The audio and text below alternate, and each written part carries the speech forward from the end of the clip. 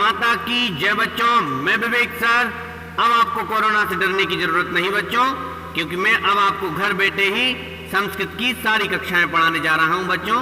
तो आज हम चतुर्थ पाठ सुभाषितानी पढ़ेंगे बच्चों, जिसका अर्थ है सुंदर वचन, मीठे वचन या अच्छी तरह कही गई हुई बातें। तो चलिए बच्चों पढ़ते हैं। पहले मैं बोलूंगा, फिर आप ध्यानपूर्वक सुनकर आप बोलिएगा। ये रहा प्रथम श्लोक आपके सामने। गंगा पापम शशि तापम दैन्यम कल्पतरुस्तथा पापम तापम च दैन्यम च द्यन्ति संतो महाशयाः। अन्वय देखिए बच्चों। गंगा पापम हन्ति शशि तापम हन्ति कल्पतरुचा दैन्यम हन्ति तथा संतः महाशयाः पापम तापम दैन्यम च त्रीणि अपि द्यन्ति। अर्थ देखिए बच्चों, जिस प्रकार गंगा पाप का नाश करती है, आपने देखा है ना गंगा नदी में नहाने से पाप का नाश होता है। चंद्रमा गर्मी का नाश करता है। दिन जब ढलता है बच्चों तो चंद्रमा निकलता है रात में, तो पूरी गर्मी नाश हो जाता है। और कल्पतरु जो सभी कल्पित कामनाओं को पूर्ण करता है, वह आप कहेंगे सर ये कल्पतरु मतलब कल्प वृक्ष, तरु मतलब वृक्ष। आप कहेंगे सर कहाँ है? यह स्वर्ग में है। पहले धरती पे था, अब स्वर्ग में है। जो गरीबी को नष्ट करता था, उससे जो कुछ मांगो बच्चों वह दे देता था। ठीक उसी प्रकार संत अर्थात सज्जन व्यक्ति पाप, गर्मी और गरीबी तीनों का नाश करते हैं। अब दूसरा श्लोक देखिए बच्चों। दानेन भूतानि वशी भवन्ति दानेन वैराण्यपि यान्ति नाशं परोऽपि बन्धुत्वमुपैति दानं हि सर्वव्यसनानि हन्ति। अन्वय देखिए बच्चों। दानेन भूतानि वशी भवन्ति दानेन वैराणि अपि नाशं यान्ति दानैः परः अपि बंधुत्वम उपैति ही दानम सर्वव्यसनानि हन्ति। अब इसका अर्थ देखिए बच्चों। दान देने से सभी प्राणी बस में हो जाते हैं, अर्थात अपने बन जाते हैं। दान देने से शत्रु भाव भी नष्ट हो जाता है, हमारी दुश्मनी भी खत्म हो जाती है बच्चों। दान देने से पराये लोग भी अपने बन जाते हैं। निश्चित ही दान सभी बुरी आदतों को नष्ट कर देता है। इस श्लोक में कहा गया है बच्चों कि हमें दान देते रहना चाहिए, चाहे वह दान विद्या का हो या अनाज का हो या धन का हो, पर हमें दान जरूर देते रहना चाहिए बच्चों। नेक्स्ट श्लोक देखिए बच्चों। नाति उच्च शिखरो मेरुर्नाति नीचम रसातलम व्यवसाय द्वितीयानाम नाप्य पारो महोदधिः। अन्वय देखिए बच्चों। व्यवसाय द्वितीयानाम कृते मेरुः शिखरः अति उच्च न रसातलम अति नीचम न महोदधिः अपि अपारः न।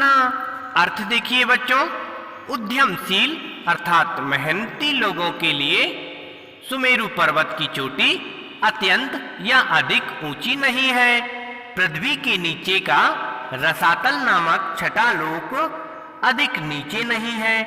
महासागर भी अगम्य अर्थात जिसे पार न किया जा सकता हो वह नहीं है, अर्थात उनके लिए कोई भी कार्य असंभव नहीं है। तो इसलिए इस श्लोक में कहा गया है बच्चों कि हमें उद्यमशील अर्थात मेहनती होना चाहिए। आप कहेंगे सर हम कहाँ मेहनत करने जाएं लॉकडाउन में? तो बच्चों घर में बैठकर भी पढ़ाई कर सकते हैं। नेक्स्ट श्लोक देखिए बच्चों। विनाप्य अर्थैर्वीरः स्पृश्यति बहुमानोन्नति पदम समायुक्तोप्य अर्थैः परिभव पदम याति कृपणः स्वभावादुद्भूतां गुणसमुदयावाप्ति विषयां द्युतिं सेहिं स्वाकिं धृत कनकमालो अपि लभ्यते। अन्वय देखिए बच्चों। वीरः अर्थैः बिना अपि बहुमानोन्नति पदम स्पृशति कृपणः अर्थैः समायुक्तः अपि परिभव पदम याति गुण समुदाय वाप्ति विषयां स्वभावाद उद्भूतां सेहिं द्युतिं धृत कनकमालो स्वा अपि किम लभते। अर्थ देखिए बच्चों अब इसका। वीर धन से रहित भी अत्यंत सम्मान एवं उन्नति के स्थान को छूता है अर्थात पाता है। वीर मतलब ताकतवर व्यक्ति बच्चों, और विवेक शून्य धन से युक्त होने पर भी पराजयता को प्राप्त करता है। अर्थात बच्चों विवेक शून्य का अर्थ है अज्ञानी व्यक्ति के पास कितना ही धन क्यों ना हो पर फिर भी वह पराजयता को प्राप्त करता है।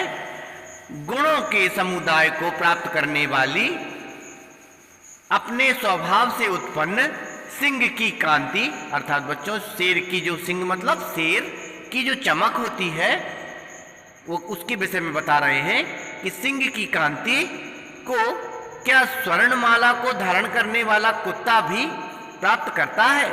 अर्थात कभी नहीं। अर्थात जैसी चमक शेर के बालों में होती है या उसमें जो शक्ति होती है, क्या अगर आप कुत्ते के गले में सोने की माला भी पहना देंगे तब भी वह कुत्ता शेर की बराबरी नहीं कर सकता है ना बच्चों। सबको समझ में आया? तो इसलिए इस श्लोक में कहा गया है बच्चों कि हमें ताकतवर बनना है और विद्यावान बनना है।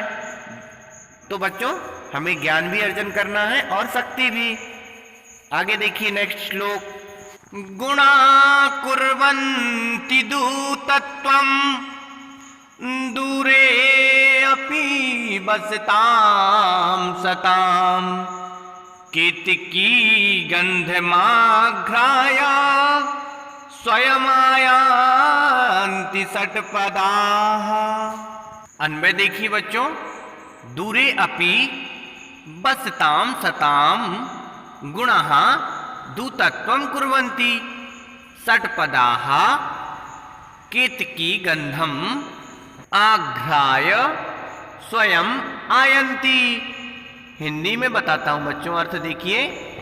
दूर रहने पर भी सज्जनों के गुण उनके दूत के कार्य को करते हैं। आप कहेंगे सर कैसे? तो बच्चों मैं बताता हूं। जैसे भौरे केवड़ की गंध को सूंघकर स्वयं आ जाते हैं। मतलब इस श्लोक में कहने का तात्पर्य यह है बच्चों कि सज्जन जो व्यक्ति होते हैं उनको बताना नहीं पड़ता कि हम सज्जन हैं, हम अच्छे व्यक्ति हैं। वह तो लोग स्वयं ही समझ जाते हैं कि यह सज्जन व्यक्ति है, अच्छा व्यक्ति है। उसकी वाणी से पता चल जाता है बच्चों, उसके स्वभाव से पता चल जाता है। ठीक उसी तरह जैसे केवड़ एक फूल होता है बच्चों, उसकी गंध मतलब खुशबू को सूंघकर, उसकी सुगंध को सूंघकर बच्चों वह भौरा मतलब भौरा आपने सबने देखा होगा, भिन्न भिन्न करता है जो, वह स्वयं उस फूल के ऊपर आ जाता है। उसी तरह सज्जनों को भी जो उसके सज्जनों के गुण होते हैं, सज्जनों को बताना नहीं पड़ता बच्चों कि मैं सज्जन हूँ। उसके गुण जो है उसके दूत का कार्य करते हैं। दूत मतलब जानते ही सभी लोग हैं।